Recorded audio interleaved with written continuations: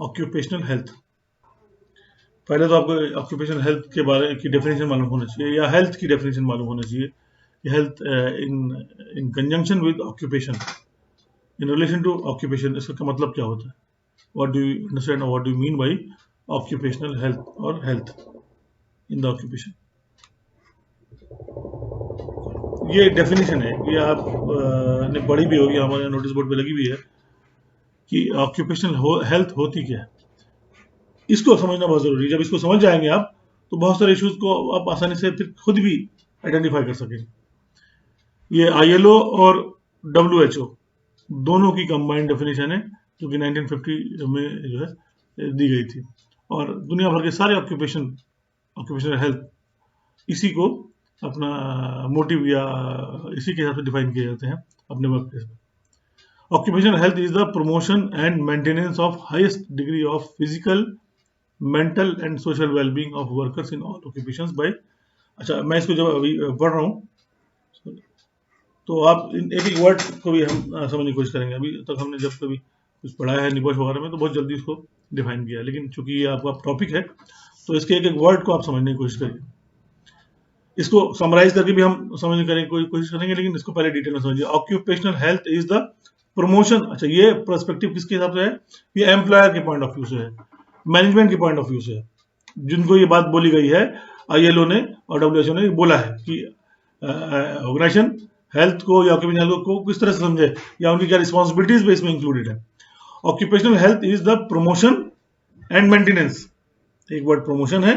एक word maintenance है, of the highest degree of physical, mental and social wellbeing of workers in all occupations. जितने भी occupation, चाहे वो ऑफिस में काम कर रहे हो, चाहे फैक्ट्रीज में हो, चाहे कंस्ट्रक्शन में हो, चाहे रोड पे हो, चाहे वो मतलब किसी भी तरह के ऑक्यूपेशन की बात हो रही है, इन ऑल ऑक्यूपेशंस एम्प्लॉयर की रिस्पॉन्सिबिलिटी है कि ऑक्यूपेशनल हेल्थ जो उसको खराब कर सकती है, वर्क प्लेस की हजार्ड,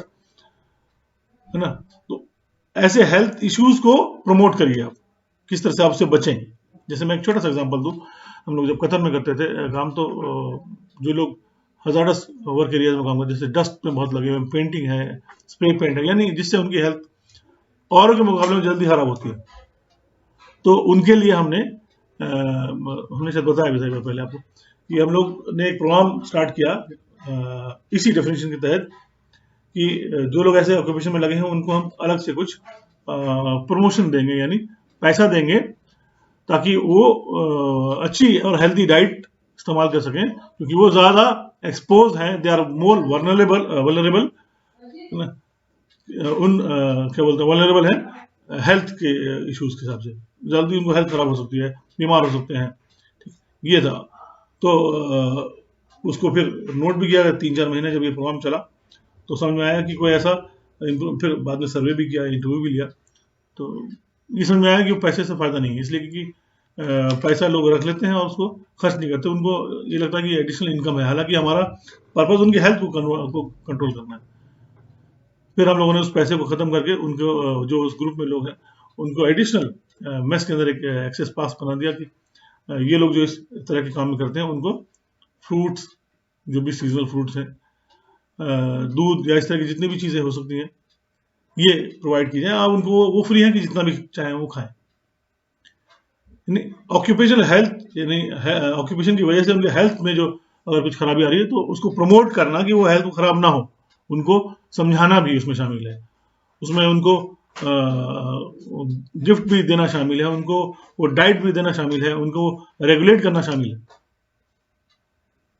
प्रमोशन एंड मेंटेनेंस, न सिर्फ प्रमोट करना और फिर वो मेंटेन करना, यानी कि आपने कुछ दिन दे दिया या हफ्ते में एक दिन दे दिया या महीने में एक बार आपने कुछ अच्छा खाना खिला दिया, नहीं, इट शुड बी मेंटेन।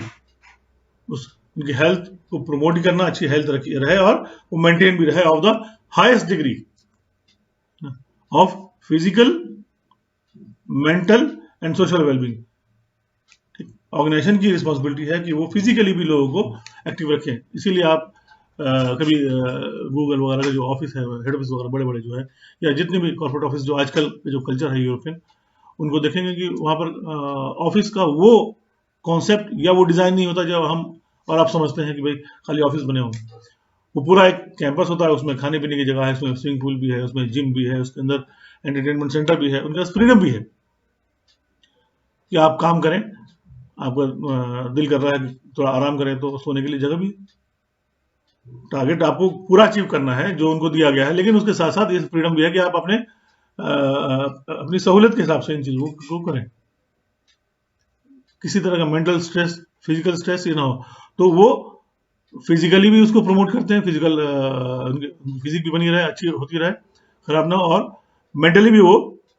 सुकून से रहे, काम की वजह से प्रेशर, मेंटली हेल्थ डेवलप ना हो, और सोशली, और इस तरह से आपस में एक दूसरे को कोऑपरेट भी करें, समझें एक दूसरे को, उनकी परेशानियों को, उनके इश्यूज को। जो सीनियर है वो अपने जूनियर को, मैं इसका एग्जांपल एक और देता हूँ। मैं दुबई में काम करता था 5 महीना में, तो हमारी ऑर्गेनाइजेशन के बगल में ही एक ऑर्गेनाइजेशन थी, उसका भी कुछ काम था कंस्ट्रक्शन का। इट वाज, मैं 20 साल पहले बता रहा हूँ आपको। उस वक्त वो 200 साल पुरानी कंपनी थी, जापानी कंस्ट्रक्शन कंपनी थी, शिमिज़ु कॉर्पोरेशन। अगर आप डालेंगे तो आपको पता लग जाएगा। तो शिमिज़ु कॉर्पोरेशन में हमारा एक दोस्त थे, वो क्यूए क्यूसी मैनेजर थे। तो चूंकि करीब में थे तो कभी हम खाली हुए तो उनसे पास जाते हुए, तो जब पहली बार वो, चूंकि वो बाद में वहाँ काम शुरू हुआ, तो जब मैं वहाँ पे गया हूँ, तो वहाँ पे फिर मुझे जहाँ बैठने की जगह थी, वहाँ मतलब बैठने की क्या, तो जैसे कह रहा गेस्ट रूम था, खाइए पीजिए एंजॉय करिए, बातचीत भी करिए, वो मिलने के लिए भी आए। तो उन्होंने वहाँ पर बताया कि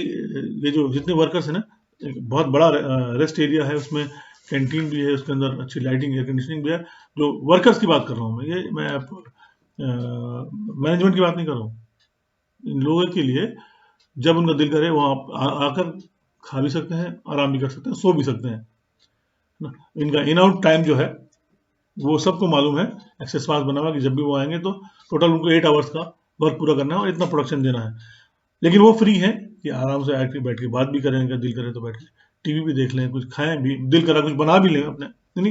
फैसिलिटीज हैं वहाँ पर, ताकि यानी, और ये सब वो चीज़ें हैं जो मेंटली और सोशली लोगों को डेवलप करती हैं, और एक दूसरे के साथ आप कोऑपरेट करते हैं। जो सीनियर है, मान लिया अगर वो विजिट पे गया है वहाँ पर, और कोई आदमी गलती कर रहा है, या किसी वर्कर ने कुछ गलत काम किया, मान लिया बार बेंडिंग का मामला है, या बार कटिंग, या बार टाइंग का मामला है, जैसे छत डालते हैं तो स्टील को जो लगाते हैं, सरिया लगाते हैं,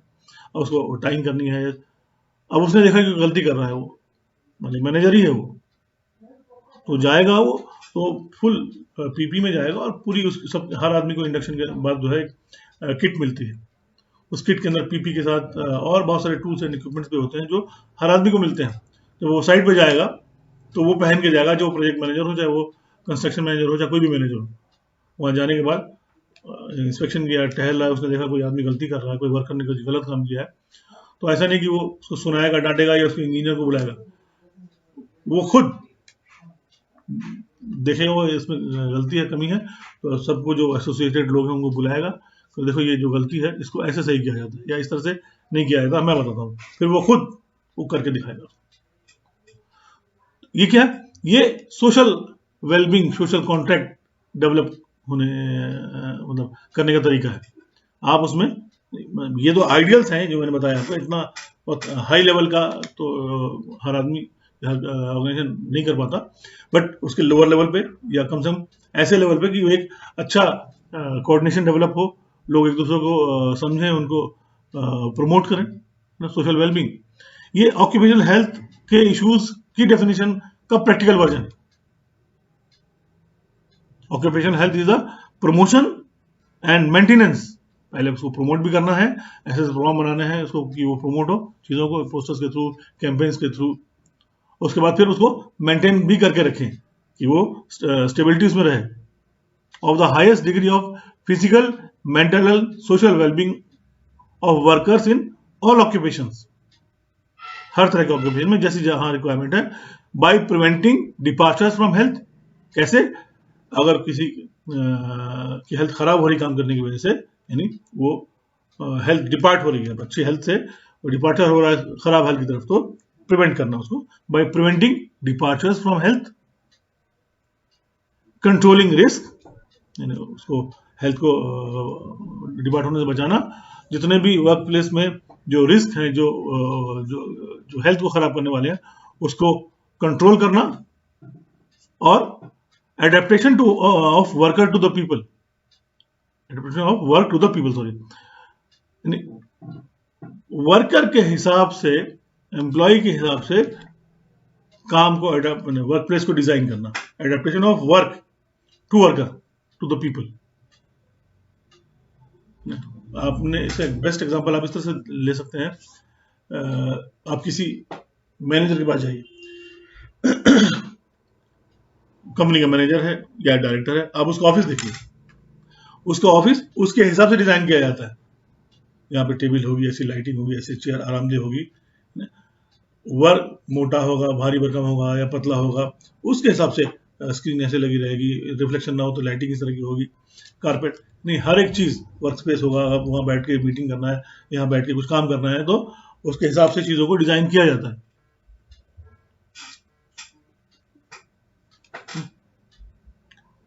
By preventing departure from health, controlling risk and adaptation of work to people, work place या काम को उसके हिसाब से बहुत ज्यादा काम नहीं देना, इतना कि वो मेंटल स्ट्रेस में आ जाए या फिजिकल स्ट्रेस में आ जाए, adaptation of work to people, and उसके अलावा ये तो साथ में किया, plus people to the job also, और लोगों को भी सिखाना कि वो अपने वर्क प्लेस में को अडेप्ट करें, उसको टाइम दें। जैसे एग्जांपल के तौर पर बहुत गर्मी है या बहुत ठंडी है, कोई वर्क प्लेस में आप रशियन एरियाज में यहाँ पे बर्फ पड़ती है या ठंडे इलाकों में काम करने जा रहे हैं, आप तमिलनाडु के रहने वाले यहाँ पे ठंड नहीं पड़ती या कम पड़ती है उसके मुकाबले में, या आप ऐसे ठंडे इलाके में रहते हैं और बहुत ज्यादा कहीं बहुत गर्मी पड़ती है, गल्फ चले गए आप, आपकी जॉब लगी, आपकी सबकी ख्वाहिश भी है, लेकिन वहाँ की गर्मी का आपको अंदाजा नहीं है, हालांकि यहाँ भी गर्मी पड़ती है, लेकिन जब वहाँ पर वो सीजन आता है, अगर या तो हॉट एरिया होगा या ह्यूमिड एरिया होगा, दो ही चीज होती है, हॉट एंड ह्यूमिड, तो या तो बहुत गर्मी होगी, पठारी इलाके हैं जहाँ पे, तो मतलब वहाँ पर टेम्परेचर बहुत ज्यादा रहता है, टेम्परेचर इतना ज्यादा रहता है, इसका अंदाजा आप इस तरह से कर लीजिए कि जैसे आपके यहाँ कोई जानवर बाई चांस कहीं मर जाता है पड़ा हुआ, अगर उसको उठाया नहीं गया कुछ दिन, आपने एक दो दिन में वहां से ऐसी बदबू आनी शुरू होती है कि आपको वहां पर गुजरना दूभर हो जाता है। ऐसे बहुत सारे ऐसे गर्म इलाके हैं जहां पर अगर वो मर जाए तो बदबू नहीं आती, इसलिए कि टेम्परेचर इतना ज्यादा है कि वो उसके अंदर जो मॉइस्चर उसको सुखा दे रहा है, बदबू आ ही नहीं रही, सूख गया, उसी में खत्म हो गया, इस लेवल का, यानी ह्यूमिडिटी है ही नहीं, ये सब जो हो रहा है ह्यूमिडिटी की वजह से हो रहा है, ह्यूमिडिटी है एटमॉस्फेयर में तो प्रॉब्लम हो रही, ह्यूमिडिटी नहीं है तो जाहिर है वो बदबू फैलेंगे, या फिर इतना ही ह्यूमिड है कि आप 100 मीटर चलना आपके लिए मुश्किल है, आपको पानी जो है सिर से नीचे पैर तक आ जाएगा, आपके मुंह से गीले हो जाएंगे, ऐसा भी है। अब आप जा रहे हैं गल्फ में, ऑर्गेनाइजेशन की रिस्पॉन्सिबिलिटी ये है कि आपको पहले ही दिन काम पे फील्ड में ना भेजें, इसको कहते हैं एक्लिमेटाइजेशन, आप वहां के क्लाइमेट को एक्लेम करके, यानी आप उसको उस पर अडॉप्ट करें, तो आप क्या करते हैं, आप एक 2 महीने का प्रोग्राम, 1 महीने का प्रोग्राम बनाते हैं, आप पहले दिन जब वो आता है तो उसको कहते हैं आप काम पे नहीं जाइए, आप बैठिए, घूमिए, आइए, अगर थोड़ा सा यहाँ पे रहिए, थोड़ा थोड़ा 15 मिनट के लिए जाना हो तो जाइए, काम के लिए नहीं, आप अपने जरूरत के लिए आप जा सकते हैं, तो नो इश्यूज। वर्कर वहाँ पे ज्वाइन करता है, कुछ दिन, 1 दिन 2 दिन 3 दिन वहीं रहता है, अभी टॉयलेट के लिए चला गया, किसी और काम के लिए चला गया, उतनी देर में उसको अंदाजा हो जाता है कि यहाँ गर्मी कितनी है, तो लेकिन फिर अंदर आ जाता है। ऐसे ही 1 2 दिन 3 दिन करने के बाद उसको जब वो हॉट एनवायरमेंट का अंदाजा हो जाता है, फिर वो उसको कहते हैं ठीक है, आप आधा घंटे तक थोड़ा बाहर टहल के आइए, या कोई हल्का फुल्का काम थोड़ा सा बाहर कर लीजिए, फिर चले जाइए, रेस्ट लीजिए, आप फुल फ्लेज कंपनी एम्प्लॉय नहीं है। ऐसे करते करते उसकी टाइमिंग बढ़ती रहती है और धीरे धीरे वो 10-15 दिन में उस एनवायरमेंट से यूज टू हो जाता है। फिर भी आपको फुल फ्लेज वर्क नहीं, आपके छूट रहती है, आप फील्ड में काम कर रहे हैं, जब आपको बहुत गर्मी लगे, बहुत परेशानी हो तो बंद रहिए, लेकिन आपको मालूम है कि 1 महीने में धीरे धीरे आपकी बॉडी उससे एडजस्ट होनी शुरू हो जाएगी या हो जाएगी। ये पीपल टू देयर जॉब्स, काम कैसे करना है, मशीनरी कैसे, वर्क रेट कैसा है उसका, उसके हिसाब से काम करना, एडजस्ट करना अपने आप को, स्पीड में काम करना है। शुरू में आप धीरे धीरे, जैसे आप बाइक चलाते हैं तो शुरू में धीरे, सब बोलते हैं कि बहुत तेज में चलाना, बहुत स्लोली चलाना है ना, फर्स्ट गियर सेकंड गियर में गली मोहल्ले में हल्के हल्के चलाना। जब आप एक्सपीरियंस हो जाते हैं, कंप्यूटर बनाते हैं तो आप अपनी स्पीड से चलाते हैं, कभी 60 70 80 भी चला लेते हैं, एडॉप्ट करते हैं धीरे धीरे। यही ऑक्यूपेशनल हेल्थ का की डेफिनेशन है एज पर ILO। कितनी शानदार डेफिनेशन है। अगर आप इस प्रोसीजर को या इस डेफिनेशन को अपना ले अपने वर्क प्लेस पे, तो मुझे नहीं लगता कि कोई जल्दी बीमार पड़ेगा काम में। Occupational health is the promotion and maintenance of the highest degree of the physical, mental and social well-being of the all occupants, workers in all occupations by preventing departures from health, controlling risks and adaptation of work to the people and people to their work for job। ये occupational health की definition है। I hope ये अच्छी तरह समझ में आ गया। अब इसी को समराइज करके हम कैसे बोलते हैं, health, occupational health is the mental, social and physical, या physical, social and mental wellbeing of an individual. किसी भी आदमी का फिजिकली फिट हो, मेंटली फिट हो और सोशली फिट, लोगों के साथ मिलता जुलता हो, खुश रहता हो, अपनी परेशानी आपको सुनाता, आपकी परेशानी को भी हल करने की कोशिश करता हो, हंसता हो, गाता हो, आप उससे अटैच होने की कोशिश करते हैं। जो आदमी इस तरह काम नहीं करता, आप कहते हैं वो खड़ूस है, संकी है, बहुत अजीब सा है, मतलब वो आपके हिसाब से बीमार है। और एक मेंटली हेल्थ तो मेंटल डिसऑर्डर्स होते ही हैं, बीमारी के पार्ट है ना। और फिजिकल भी फिट हो, तो physical, mental and social wellbeing of individual is known as health. और ऑर्गेनाइजेशन से जोड़ देंगे, आप ऑक्यूपेशन जोड़ देंगे तो आप उसकी सारी उसको मेंटेन करना, उसको प्रमोट करना, रिस्क को कंट्रोल करना, ये सारी चीजें जो हमने पढ़ी है वो। I think this definition is now clear to all of you.